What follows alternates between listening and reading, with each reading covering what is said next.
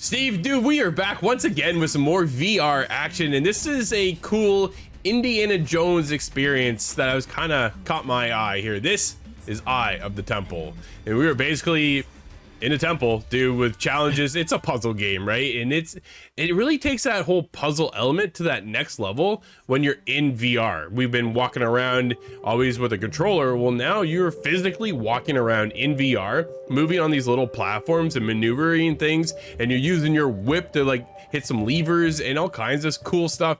Dude, I've had a really cool time. It's a short time, but I've had a cool time. How about you?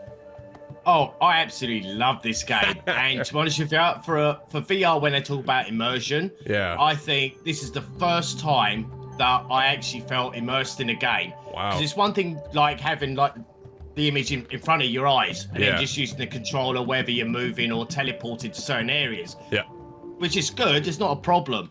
But with this one, because it's a puzzle, and like you said, there's a lot of platform moving and walking on rollers. Oh, and man. that is a technique because you're moving, you have to pretend you're walking on the rollers. Yeah. And for me, when you're transitioning from the rollers to the stones, Yeah. I feel like I was tripping up before if it started rolling backwards. I was panicking and I kind of jump, which Yeah. you shouldn't do. No. But one thing I would say, they do say you got to have a 2 meter by 2 meter square to play this game. Yeah. I've got long legs and I've longer strides.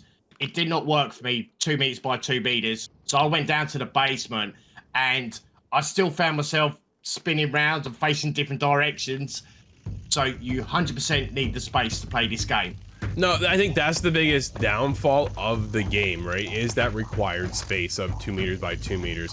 My upstairs dude didn't work for me. And immediately when I started up, I was facing in the wrong direction. Now, granted, I've been over on PSVR 2 for quite some time and being able to reset stuff. I'm just used to that. Now, jumping back over to the Quest where I feel like, I'm like, man, it's been a while since I've been over here. But now that I'm back into it, I was looking for that reset button and it's not there.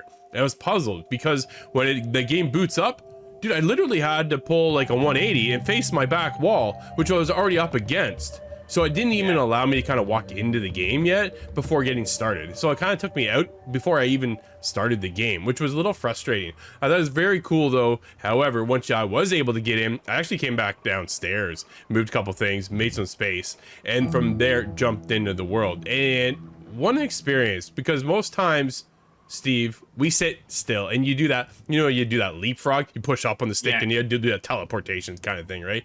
Or you just push on the sticks, or lately we've been hitting some buttons and kind of doing the motion of the walking motion.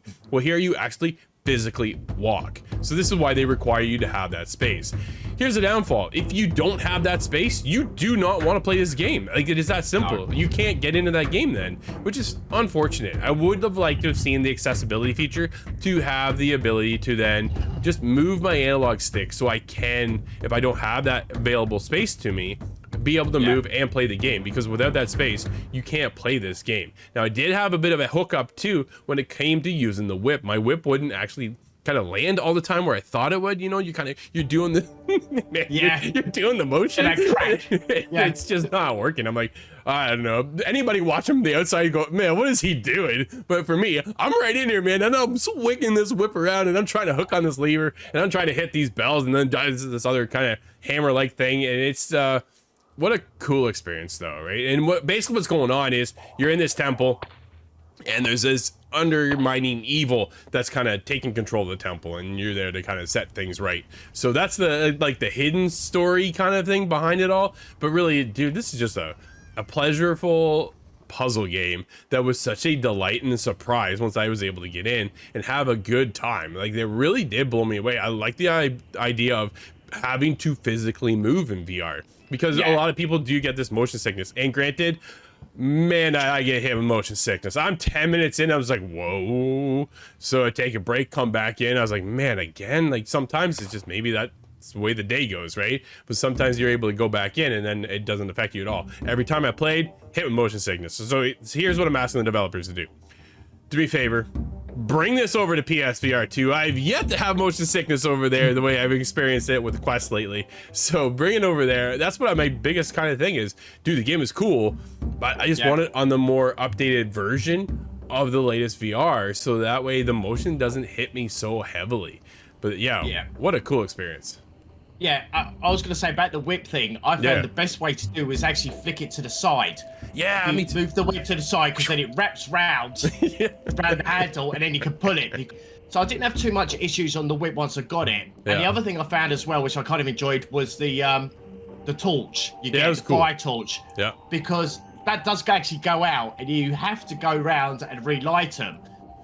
Steve, I had a great time, man. There's some moments in here that really set the bar high, and you get this Indiana Jones experience, right? You even have the hat on at one point, like throughout the game. So at one point, though, as I'm traveling around, dude, these pillars come down, and all these pillars drop, and then flame shoots out the middle. I'm like, yo, this is incredible. The background looks great, right? It has this JPEG image of some sort. It kind of gives you this big kind of field area that you feel like you're in the remote jungle within the temple. Overall, I've had a great time.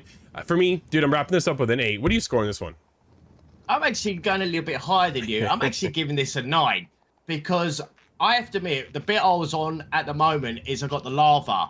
Yeah. And when you got all the fire and there's fire flames coming out of pillars and stuff like you mentioned, I thought they looked really cool. I thought graphically they've done a good job. I like the immersion of the movement as well. And that's why I'm giving this game a 9. Sounds good.